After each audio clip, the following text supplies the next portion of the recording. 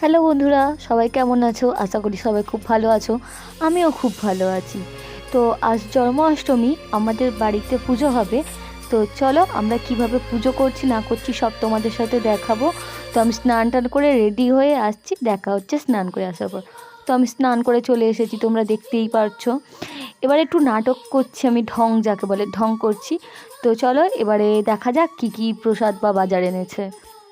তো এই বাজারগুলো আমি করে এনেছি, আমি একটু রাস্তায় গিয়ে এই বাজারগুলোকে কিনে এনেছি। তারপর দাদা বাজার থেকে এইসব কিনে এনেছে। আমার তখন প্রায় আনাজ কাটা কমপ্লিট হয়ে গিয়েছে, সেগুলো আমি হয়তো দেখাইনি, তোমাদেরকে দেখাবো। তো আমি সব এক এক করে গুছিয়ে নিচ্ছি, যেগুলো প্রয়োজন না প্রয়োজন, আরও ফল আরে ধুতে হবে, তাই আমি সব গুছিয়ে নিচ্ছি। তো তোমরা দেখতে থাকো, আমি সব গুছিয়ে নিচ্ছি কি সুন্দর সব। এবারে ফলগুলো বার করছি আমি। তো ভিডিওটা যদি ভালো লাগে সবাই লাইক কমেন্ট শেয়ার সাবস্ক্রাইব করে দেবে। তো দেখতে থাকো, সব ফলগুলোকে আমি বার করছি। এবার আমি সবজি কাটছি, মানে বেগুনটা লাস্টে এনেছে তাই আমি বেগুনটা লাস্টে কেটে নিচ্ছি। তো দেখো এবার আমি গ্যাস জ্বালাবো। তো আমার কড়া গরম হয়ে আসলে আমি ঘি দেবো। ঘিয়ের পরে তেজপাতা দিতে হতো, আমি ভুলে গিয়েছি। তো প্রথমে গোবিন্দভোগ চালটাকে আমি অ্যাড করে নিলাম। নেওয়ার পরে আমি এবার তেজপাতাটা ওপর থেকে দেবো। দেওয়ার পরে একটু নাড়াচাড়া করবো, লাল লাল যতক্ষণ না হবে এটাকে নাড়তে চাড়তে হবে। একটু লাল লাল হয়ে আসলে তারপরে এটা আমি গরম জল পাশে বসিয়ে রেখেছি, গরম জলে দিয়ে দেবো। তো দেখো আমি কিভাবে করছি। এই পুরো আমি 5 মিনিট পরে এরকম একটা চালের কালার এসেছে, আমি এবার ঢেলে দিলাম ওতে। এবার আমি চালটাকে নেড়ে দিলাম। এবার মা নারকেল করছে কারণ আমাদের এখানে তালের বড়া হয়, তালের বড়া হবে তাই। এবার আমি ঘি দিলাম। এবার আমি সুজি করবো, তাই প্রথমে তেজপাতা ও এলাচ অ্যাড করেছি। তারপরে এটা হলো সুজিটাকে দিয়ে ভালো করে নাড়াচাড়া করে, এটাও যতক্ষণ না লাল লাল হবে ততক্ষণ জল দেওয়া যাবে না, একদম লাল লাল করে ভেজে নেবো। নিয়ে এবার এটার উপরে জল দেবো, হালকা মানে অল্প পরিমাণে জল দিতে হবে, খুব বেশি জল দিলে হবে না, হালকা পরিমাণে জল দিতে হবে।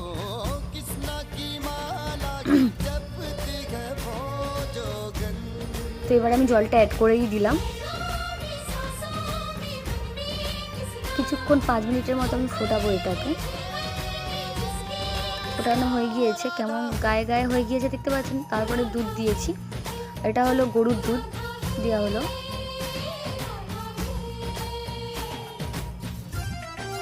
এটা নারকেল দেওয়া হলো, এটা সিন্দুক নুন, তারপর চিনি দেওয়া হলো।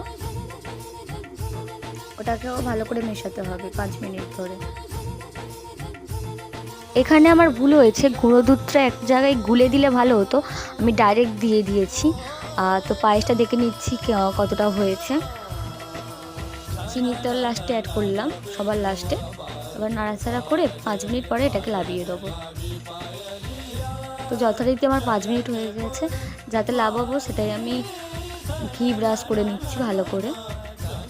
এরপরে এতে নামিয়ে নেবো। আমার মা তাল ছড়ছে, কারণ প্রথমেই বললাম তালের পিঠে হবে। তালের পিঠের জন্য এখানটায় তালের শ্বাসটাকে পুরো বার করে নিচ্ছে ভালো করে, দেখো।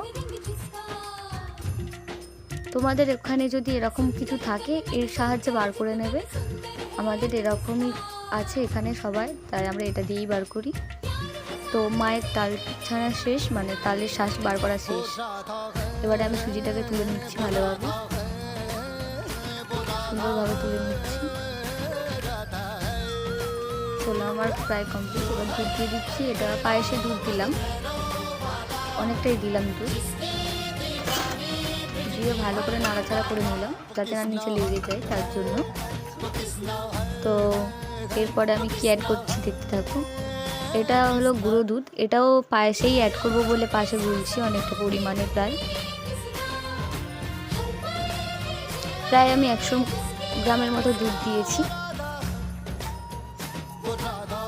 দিয়ে আমার দুধ দেওয়া কমপ্লিট হয়ে গেল পুরো।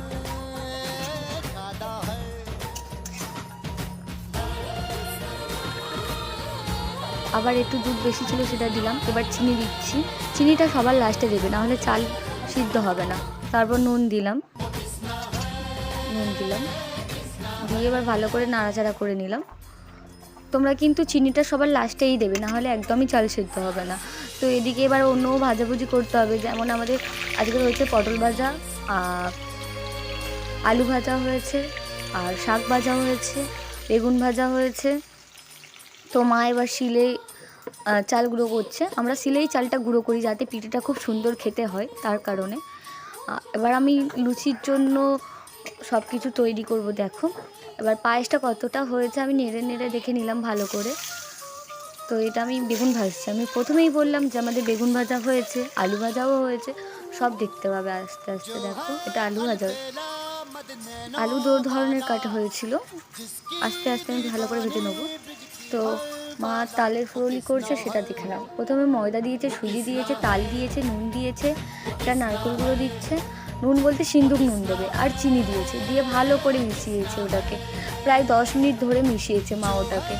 তো আমি আবার কাজের ফাঁকে একটু ভিডিও করতে এলাম, ওইখানে দেখতে পাচ্ছ সব রান্না বান্না হচ্ছে, রান্না করতে দিয়ে আমি এদিকে এসেছি, গিয়ে এবার আলু ভাজাটা তুলি চলো।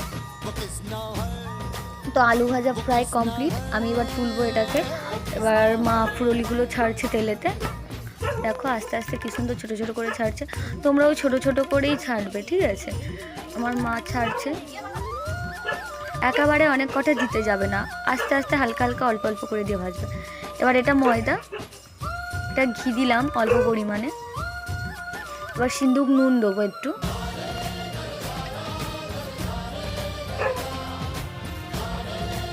পেছনে আমাদের কালী কিভাবে চিৎকার করছে শোনো।